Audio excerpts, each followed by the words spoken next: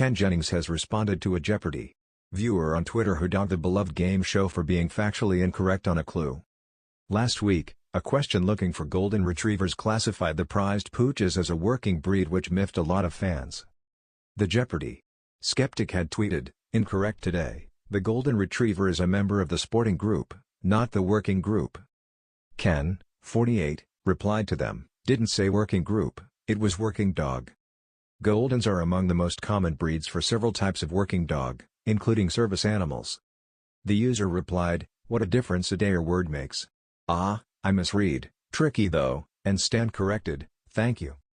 The bothersome clue did not go unnoticed during 8-day, $184,000 champ Stephen Webb's 7th win last Thursday. He lost an episode later. The game show's latest big winner had selected hair of the dog for $200. Ken Reed, rich, lustrous golden of various shades is this American kennel standard for the coat of this working breed. None of the contestants buzzed in with a guess, and Ken broke the awkward silence by saying, "That's a golden retriever," with a grin. Fans posted to various social media platforms not letting them off the leash so easily. Particularly, it was their calling Goldens a working breed that came under fire. One Twitter user wrote, "Golden retrievers are not actually part of the working breed of dogs, but are sporting breeds." Another dog lover tweeted, "Hey, at Jeopardy! FYI, a golden retriever is not a working breed." On Facebook, one fan called the mix-up a bad error, and added, "Goldens are only in the sporting group. Period." One more viewer agreed, "Golden retrievers are a sporting breed, not working. Those are two totally different groups." And despite Ken's clapback, the clue did read as working breed, not working dog, as he wrote. According to American Kennel Club, which the clue cited, golden retrievers are listed as part of the sporting group, not working. Naturally active and alert, sporting dogs make likable, well-rounded companions, says the site, which includes spaniels and retrievers.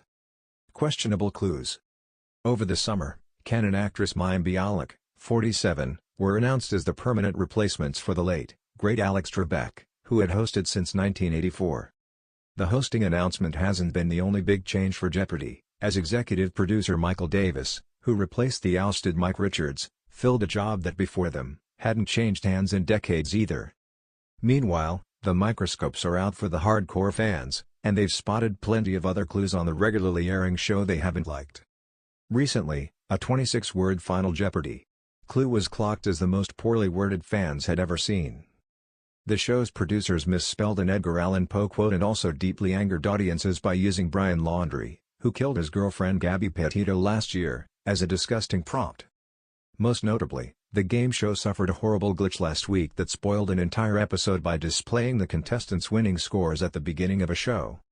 Jeopardy's previous long-term producer Harry Friedman famously remained at the judges' table during each episode, while its new EP Davis is not known to do so. It was a typical Wednesday night for Jeopardy! Fans, scattered across their living rooms, glued to their televisions, and competing against one another in a battle of wits. The familiar theme music filled the air, and contestants faced the board with the usual mix of curiosity and caution. But for the viewers at home, this episode of Jeopardy! Was about to spark something unexpected. As the game went on, the usual excitement built up when a daily double was triggered, followed by a series of tough clues that had fans either cheering or groaning. But one particular clue, though, did not land with the usual fanfare. Instead, it led to a social media storm that even Jeopardy's longtime host, Ken Jennings, couldn't ignore. The clue in question had been part of the U.S. history category. The clue read, "In 1803, this purchase nearly doubled the size of the United States." The answer? "What is the Louisiana Purchase?" seemed to be the correct response. While the contestant who buzzed in got it right, fans immediately took to social media, particularly Twitter, to express frustration. Several viewers believed that the clue was factually incorrect, arguing that the U.S. didn't nearly double in size with the Louisiana Purchase. Rather, it was just under 828,000 square miles of land, one tweet read. The issue seemed to be that some fans felt that the clue's phrasing exaggerated the scale of the purchase. One user, who went by the name @HistoryBuff101, was particularly vocal. "I can't believe #Jeopardy is putting out factually incorrect questions. The Louisiana Purchase did not nearly double the size of the United States. It was closer to 50% of the landmass. Stop spreading misinformation. #Jeopardy! Facts."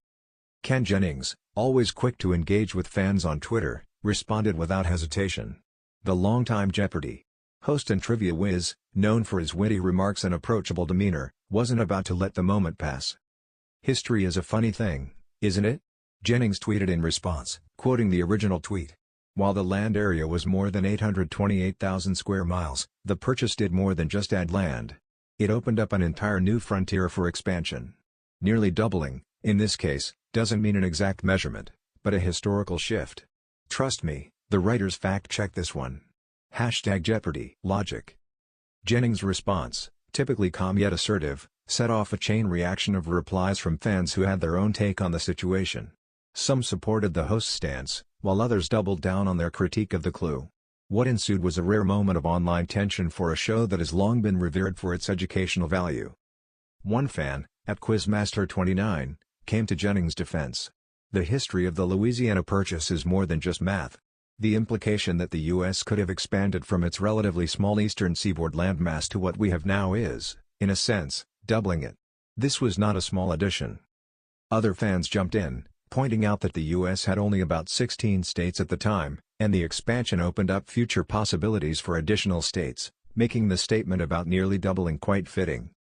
But not everyone was convinced. At Science Inquirer responded, "Still feels like an exaggeration to me. If we're getting into specifics, the U.S. didn't technically double its land. You could argue it added a good portion, but that's not the same. I mean, come on, you're Jeopardy! You don't need to take creative liberties with facts." What had started as a minor slip-up quickly escalated into a passionate debate. Some fans questioned if Ken Jennings was merely defending the writers, while others felt the clue needed to be revised for accuracy. It wasn't long before Jennings, ever the professional, decided to offer a more thorough explanation. Here's the thing, in 1803, the U.S. was a fledgling country with a relatively narrow footprint.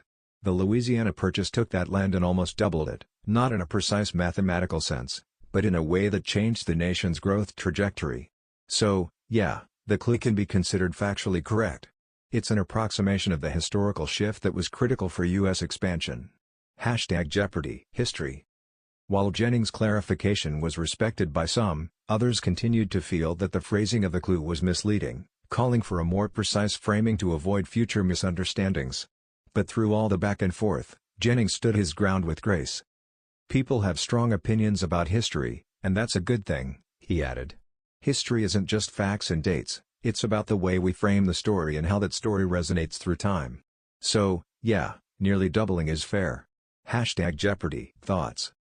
As the debate raged on, fans couldn't help but notice something even more fascinating: the way Jeopardy!